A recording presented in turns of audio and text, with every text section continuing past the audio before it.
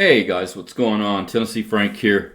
We're back into our Kubuntu install, and I wanted to go ahead and install OpenMandriva onto an external hard drive. I went ahead and pulled open the KDE Partition Manager. And you can see here, SDA is my main hard drive in this system. Here's the USB that we have OpenMandriva on, and that's going to be SDB. Here's going to be my external hard drive. I'm going to attempt to put this on. That's going to be SDC. So we're going to try to put it on there. Then we'll boot to it, and I'll do a little recording while we're in this hard drive and kind of show you the little issue I was running into. It's a minor issue, but for me, that combined with not being able to swap the monitors around, I mean, it kind of made it a deal breaker. But I mean, other than that, it's a decent system. Everything else seemed to work. So let me go ahead and we'll stop the recording. I'm going to boot in and try to get this installed. There's a lot of videos out there that shows how to install to an external, so I'm not going to bother with showing you guys how to do that in this video.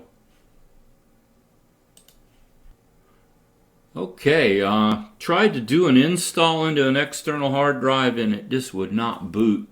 So I went ahead and got this in VirtualBox just to take a look at it.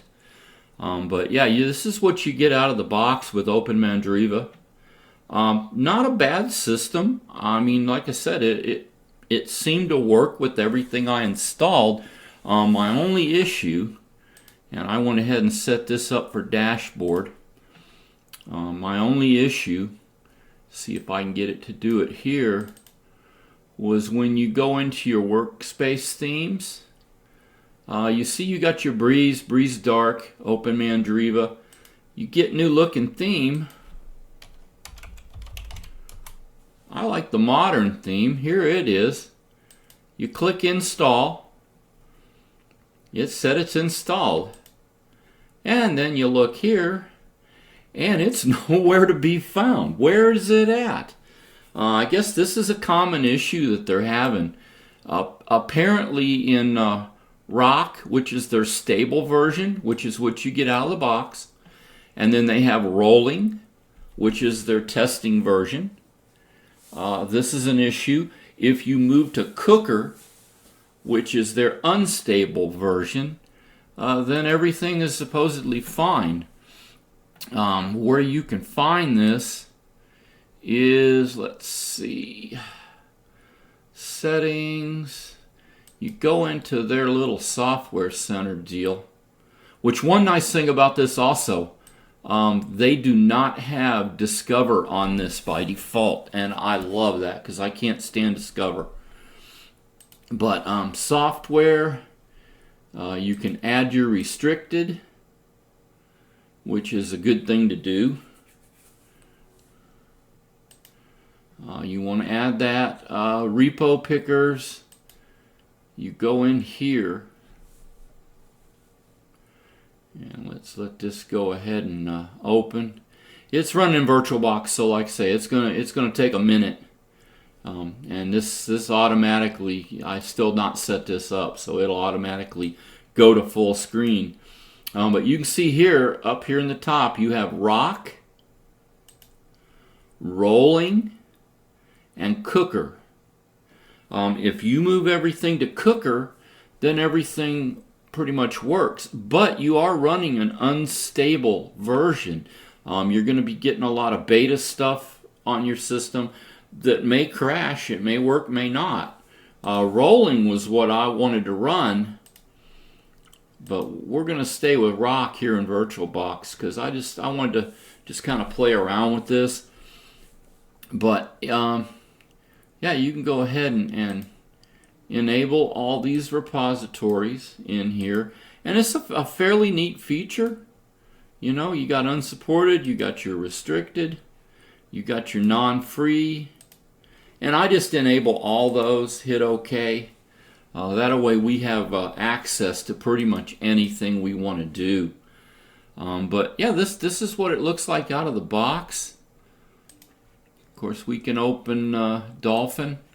and it's going to be the same as it is on my Kubuntu install. I mean, Dolphin is pretty much Dolphin is pretty much Dolphin. It's all going to look the same. But yeah, I mean, there's Dolphin. And you can set it up, you know, how you set it up.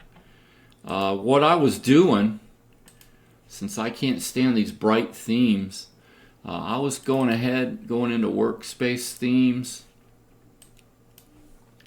I was activating the Breeze Dark, which that was close to the modern theme. I mean, not 100%, but better. And then for desktop theme, I like running Oxygen. I like the way it makes the panel down here kind of clear. It just gives it such a nicer look. Of course, splash screen, you're going to still have your OpenMandriva splash screen. There's just, you know, all your settings. I mean, if you've ran KDE at all, it's all pretty much going to be KDE, the same. I mean, there's not any real difference. Of course, you go here, you can configure your panel. You can adjust your height here. You can go ahead and lock your widgets. You can change your configuration here. I don't like 24-hour time.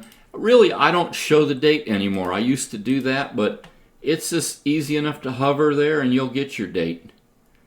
And you can always open the calendar and get your date. So it just looks neater. The clock's larger. You can see it better. They put the trash can down here. You can remove that. But like I said, all in all, it was a decent distro. It's just I couldn't do my modern theme. And whenever I put it on my secondary machine with the external monitor, I could not for the life of me get it set up to put that monitor on the left. It always wanted to have the monitor on the right, even though I physically had it on the left. So I would have to move my mouse pointer to the right to get to my monitor on the left, and that's just confusing as all get out. So that's the main reason that I am not running this distro. Just little things like that. I mean, it's 2019. Stuff like this should not happen with Linux, especially when you have Canonical turning out stuff like Kubuntu and Xubuntu and Ubuntu Mate and you know, Ubuntu Studio. If you want stuff to do multimedia, they're turning out some distros that are, I think, really awesome. Like I said in my other video, Canonical gets a lot of hate for some reason. Sure, they're a larger corporation, but hey, so's Red Hat. Red Hat has a large corporation behind it, especially since IBM has bought them out. And, you know, Red Hat is the ones that are responsible for Fedora, and I don't hear anyone dissing Fedora saying, oh, they got Red Hat and IBM behind them. They're evil because they got a corporation behind them. Yeah, Canonical's made some bad moves in the past, but they've straightened things up. They're not hooked in with Amazon like they were. And I understand why they did that. I use Amazon all the time to order. And they were just trying to make it convenient for people who like to use Amazon. I don't see a problem with that. And they just were trying to get a little extra money. Granted, you know, your Linux distros like this and your Ubuntus and Mints and all that's free. You download it, you run it free. They're not charging you money. So they need to make revenue to pay their people from somewhere.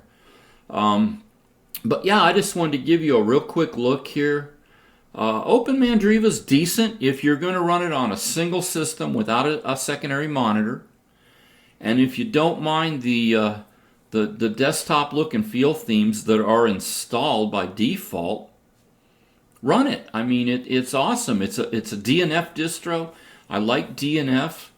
It runs all the RPM packages, so anything you'd run on OpenSUSE or Fedora, you can run here on OpenMandriva. I mean, that's not an issue. It's running the RPM packages. And I honestly think OpenMandriva is a better distro than OpenSUSE or Fedora, either one. Simply because of the way it's configured and the way it looks. I mean, I like it. It's just not perfect. And in this day and age, for me, a Linux distro has to be pretty much perfect right out of the box. There should be no hoops to jump through. There shouldn't be no real extras you need to do to get it working, because there's too many other distros, Ubuntu, Linux Mint, that work right out of the box. I mean, there's no need to put up with jumping through hoops with Linux anymore. So I hope you found this video helpful. I just wanted to kind of get this out there real quick and, talk to you a little bit more about why I'm not running it, that I liked it, but I'm just not running it. So like I always say, either we stand up for our rights or we can sit by and watch them go away. Y'all have an awesome rest of the weekend. We'll talk to you later. Tennessee Frank out of here.